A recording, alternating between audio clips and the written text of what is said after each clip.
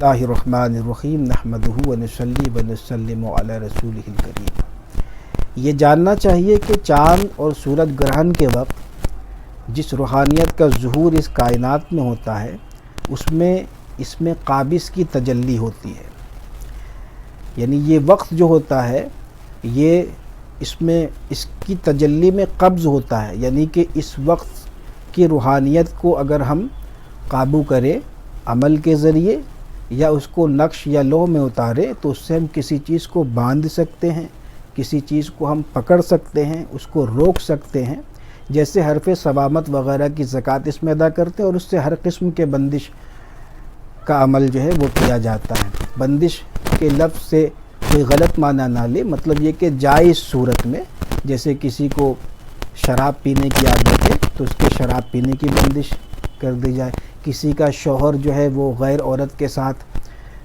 اس کا تعلق ہے تو اس میں بندش لگا دی جائے تاکہ اس سے تعلق نہ رہے۔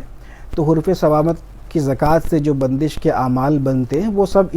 ان جائز صورتوں میں، مطلب کہ، اور ویسے بھی یہ خاص چونکہ ایک لفظ بندش کا آ گیا اور یہاں دیکھنے سننے والے ہر قسم کے لوگ ہیں، تو میں نہیں چاہتا کہ میری بات سے کوئی غلط معنی نکلے، اس لیے جو بات میرے ذہن میں جس وقت آتی ہے میں کر دیتا ہوں۔ بہرحال تو بہت ہی معمولی سی بات ہے، اتنا زیادہ اس میں کچھ تفصیل سمجھانے کا تو خیر نہیں تھا۔ تو یہ وقت جو ہے یہ مطلب کہ قبض والا وقت ہے، اور اس وقت کی روحانیت سے ہم فائدہ اٹھا کر کسی چیز کو باندھ سکتے ہیں، پکڑ سکتے ہیں، روک سکتے ہیں۔ کسی چیز میں ہم کسی چیز کے آگے ایک دیوار کھڑی کر سکتے ہیں۔ تو اس وقت میں احباب جو روحانی معالجین ہیں، عاملین ہیں، جو فقیر کی نگرانی میں علاج و معالجہ کرتے ہیں، اور ان میں بھی وہ جو آسیب وغیرہ کا علاج کرتے ہیں، یہ خاص ان کے لیے ہے کہ آپ اس وقت میں چہلکاف شریف کو عین گرہن کے وقت 400 مرتبہ اس نیت سے پڑھ لیں گے، یعنی کہ جو چہلکاف سے جو گنڈا بنتا ہے نا، 7 تار لے کر کے پھر اس میں 7 گرہ لگاتے ہیں، تو اس میں جو چہلکاف پڑھتے ہیں یہ خاص اسی گنڈے کا عامل بننے کے تعلق سے یہ عمل ہے۔ تو خاص اسی نیت سے، یعنی آسیب کی بندش کرنے کی نیت سے، اس کا عامل ہونے کی نیت سے چہلکاف شریف کو آپ عین گرہن کے وقت اس کو آپ پڑھ لیں، اور بہتر ہے کہ آپ جیسے کہ جس روز گرہن ہے اس سے 1 روز قبل یا 2 روز قبل آپ مطلب گوشت وغیرہ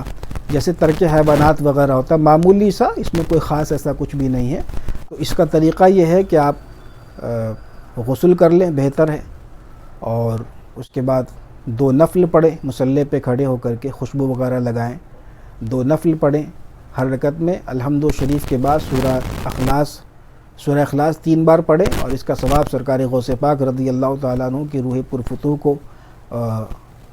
نظر کریں، اور اس کے بعد جو ہے عمل میں کامیابی کے لیے دعا کریں، اور اس کے بعد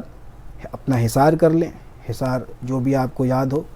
الحمد شریف، آیت الکرسی، 4 کل، کچھ یاد نہیں تو یہ پڑھ لیں، پڑھ کر کے بدن میں دم کر لیں، پورے بدن پہ پھیر لیں، اور اس کے بعد ایک ہی نشست میں آپ کو پڑھنی ہے۔ نشست اگر آپ توڑ دیں گے یا مصلی سے ہٹ جائیں گے تو یہ عمل جو ہے وہ عمل قابو میں نہیں آئے گا۔